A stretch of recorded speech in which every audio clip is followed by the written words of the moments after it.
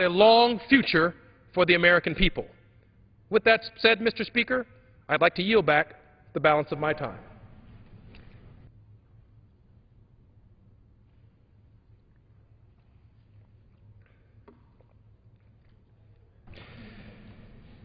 Under the Speaker's announced policy of January the 5th, 2011, the Chair now recognizes the gentleman from Florida, Mr. Diaz-Balart, for 30 minutes. Thank you very much. I appreciate the recognition. Speaker, on March 28th, former President Jimmy Carter arrived on a trip to Cuba at the invitation of the Cuban dictatorship. He arrived there, and originally in his agenda that was made public, he had no meetings with any of the internal opposition leaders, no meetings with any of the civil society leaders, no meetings with anybody other than the regime. I know that he met with the dictator, who's been oppressing and torturing and savaging that population without obviously having free elections for over 52 years, for over half a century. He called the dictator, Mr. Castro, he called him his dear friend. Mr. Speaker, right before former President Carter arrived at that enslaved island, the regime went about arresting and detaining a rather large number of people who they wanted to make sure didn't make trouble. Now, remember that making trouble in that totalitarian regime, Mr. Speaker, is speaking out, asking for freedom, just getting together and organizing and asking for some basic human rights. So they started systematically detaining and arresting and harassing people so that former President Carter wouldn't have to see, wouldn't have to be bothered with the inconvenience of people actually speaking out and asking for freedom and asking for democracy. A group of people, Mr. Speaker, actually went in front of the old Capitol building. Capitol building, by the way, that doesn't look very dissimilar to this Capitol building, where at one time debates in a democratic society used to take place, where people argued and debated in a peaceful fashion about their future, about their agreements and disagreements. So a group of people decided to demonstrate in front of that building, which is actually very emblematic as to what they were talking about, and basically just to say, we want freedom. We want democracy. We want the ability to speak out and determine our future. But for that, they were again harassed, and for that, they were arrested. Heriberto Liranza was reportedly beaten by state security, rather harshly. Several were detained at the protests in Havana, including activist Heriberto Liranza Romero, president of the Cuban Youth for Democracy movement, and Boris Farias Jimenez, a member of that same organization. Mr. Speaker, one of the heroes that I greatly admire is a man named Jorge Luis Garcia Perez. Everybody knows him as Antunes by one name. He mentioned, and he said, quote, this action of just demonstrating, is a demand for the freedom of the political prisoners, and in response, a moral slap in the face to the campaigns undertaken by the regime to divide the opposition. He went on to say, Mr. Speaker, we are true to our motto, the streets belong to the people. But you see, unfortunately, in Cuba, just standing out, walking together like the ladies in white do, and when they just demonstrate peacefully together, they walk together as a symbol of just speaking out because their relatives, their husbands and fathers and sisters and daughters and brothers and sons, etc., are in prison. Just for doing that, they get savagely beaten by that regime. Now, did President Carter, while he was there, did he insist on free elections for the Cuban people? No. Did he insist on meeting with and speaking about and talking about those who are suffering in the dungeons, the political prisoners? No, Mr. Speaker, he did not. And as I mentioned at the beginning, sir, He really didn't even have it on the agenda to even meet with anybody other than the regime until I guess he was a little bit embarrassed by some of the reports and eventually decided to allow some people to try to meet with him. But so did he speak out about the savagery of the regime? Did he speak out about the lack of elections? Did he demand free elections for the enslaved people? Did he demand for an end to the apartheid system?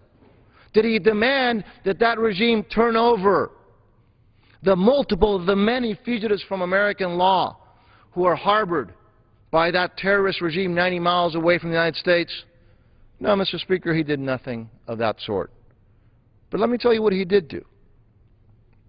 He spoke of and he complained about the sanctions that the United States government has to try to show solidarity with the Cuban people, to have leverage with that regime once Castro is no longer in the picture, which I think is sooner than people expect. He complained about the attitude and the policies of the United States government, but not about the policies of that thug, that dictatorship 90 miles away. He didn't complain about what they do, what that dictatorship does to its own people. Did he complain about the mass arrests of those heroes who wanted to speak out and who decided to use that opportunity in front of then the Capitol building to just ask for freedom? No, he didn't do that, Mr. Speaker. But he did complain about U.S. policy. But he went a step further. He went on to demand the release in the United States of 5 convicted criminals.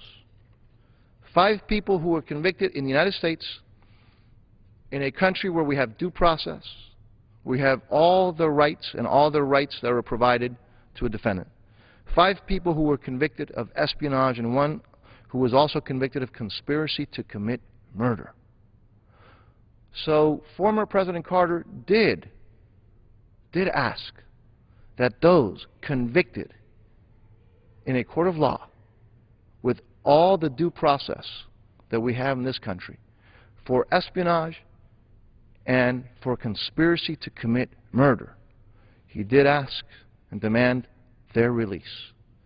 But he did not ask or demand the release of the hundreds and hundreds of political prisoners who were rotting in prison while he was there. So it's a sad day, Mr. Speaker. It's a sad day, I think, for humanity. Now, I know a lot of people who are listening are probably not surprised. I recall that when the Cuban dictator was gravely ill, it was reported that former President Carter wrote him a nice little letter, a nice note, hoping that he would recover, and that he would recover his health. And that now, again, former President Carter called him his dear friend, hoping that he would recover. This is a regime who had asked for, on multiple occasions, for the then Soviet Union to strike the United States with nuclear weapons, to do a first strike on the United States with nuclear weapons. And yet, former President Jimmy Carter was hoping that he would recover.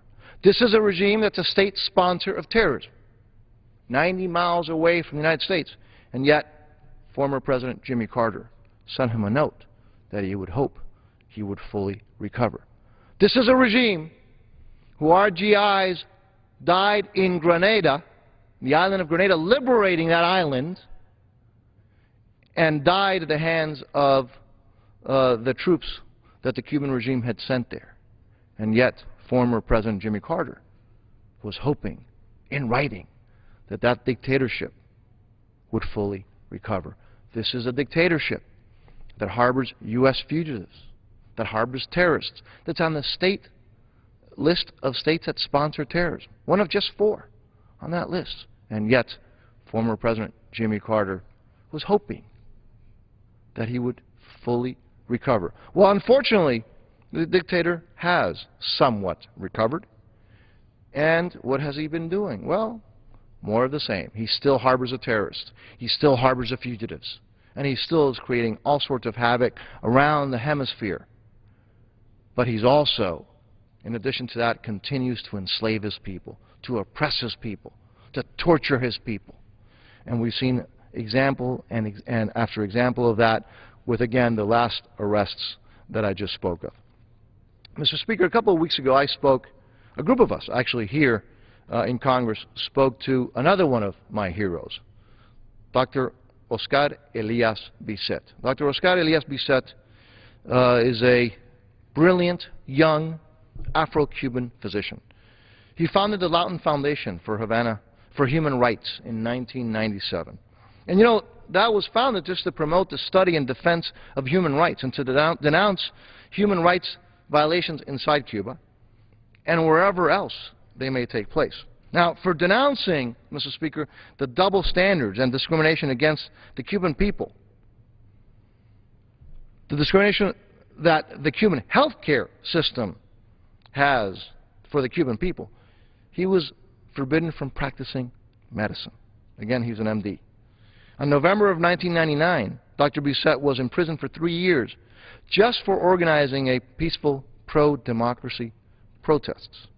He was released in 2002. By the way, again, was no longer allowed to practice medicine, but he was released in 2002. And so what he did is he organized seminars on just the Universal Declaration of Human Rights. I snicker because, you know, that's something that every day people talk about. I mean, my colleague right now on the other side of the aisle just spent quite a large part of his time talking about the evolution of the Constitution, et cetera, and human rights. Well, Dr. Bisset, when he was released in 2002, he talked about the Declaration of Human Rights. So he was arrested once again in December of 2002 for attending seminars and for organizing some of those seminars. On April 7th, Dr. Bisset was sentenced, in 2002, was sentenced to 25 years in prison. He has been incarcerated in multiple prisons around the island, in multiple gulags, and has suffered greatly in his incarceration. On November 5th, 2007, President Bush recognized Dr. Bisset by presenting him, in absentia, of course, he was not allowed to visit, with the Presidential Medal of Freedom, and stating that Dr. Bisset, quote, Dr. Bisset is a champion in the fight against tyranny and oppression. Despite being persecuted and imprisoned for his beliefs, he continues to advocate for a free Cuba in which the rights of all people are respected. I said, Mr. Speaker, that a group of us, Chris Smith from the state of New Jersey, Congresswoman Ileana Ros-Lehtinen, chairperson of the IRR, International Relations Committee, and I, spoke to Dr. Bisset by telephone. And obviously the first thing was we asked him about his health, and he has suffered greatly in prison. I can tell you, Mr. Speaker, that he has not, however, given up his efforts. He said, you know, I am recuperating so I can continue the struggle for freedom. We asked him about well, what was his opinion about the policy, the United States policy. By the way, the same policy that former Jimmy Carter now has just criticized. We said, you know, there's some that claim that if we just opened up trade and we just opened up and we got rid of the sanctions, that freedom would come to the Cuban people. And he was emphatic. He was so emphatic. He said, no, no, no, no, no. He says, tyrants are always looking at ways to get more money. Tyrants are always looking at ways of getting more revenue. But he further stated, the only thing that would do, and I'm paraphrasing what he said, but he was very emphatic and very clear, the only thing that would do, he said, would be to strengthen the dictatorship. It wouldn't help the Cuban people. It would strengthen the dictatorship. Did former President Jimmy Carter meet with Dr. Bisset, the recipient of the Medal of Freedom? No, he did not. He did not because he probably would have not liked to have heard what Dr. Bisset would have had to say. He would have not liked to have heard about the oppression, the lack of human rights, and the lack of dignity that those who suffer in Castro's gulags have to suffer, while former President Jimmy Carter calls the dictator in Havana his good friend. There are other such incredible heroes that are on the island, Mr. Speaker. I mentioned Dr. Bisset, but I also want to mention Antunes, as I mentioned before. Antunes served almost 2 decades in prison. He received incredible tortures, beatings, multiple beatings while he was there. And yet, when released, his attitude has been what? His attitude has been one of great dignity, of great courage, of standing up, and continues to demand elections, continues to demand freedom. And he also would tell you, if he could be speaking here today, that we have to stay firm, and we have to hold steadfast and show solidarity with the Cuban people, not with the regime, not with those that former President Carter calls his good friends, not with those that former President Carter says that they should continue to, when they were ill, hoping that they would do well and fully recover. No, we have to hold firm and stand with the Cuban people. Mr. Speaker, I'm so convinced that the Cuban people will be free, despite the apologists, despite those that go out of their way to try to make the regime look good, try to make the regime look like they're this wonderful, charitable regime, because every once in a while they may free a political prisoner as a token gesture. Despite that, the Cuban people continue to stand firm. Their heroes are still there. The Mandelas and the Havels of Cuba are on the island. They're speaking out. Most of them, many of them have been imprisoned. Many of them have been tortured and beaten.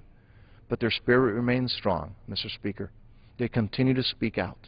And despite individuals like, unfortunately, former President Jimmy Carter, who looks like for every excuse and every opportunity to criticize the policies of the United States, and yet refuse to criticize the savagery of that dictatorship. Despite that, I'm absolutely convinced that the Cuban people will be free because of the heroes like Dr. Bisset and Antunes and many more.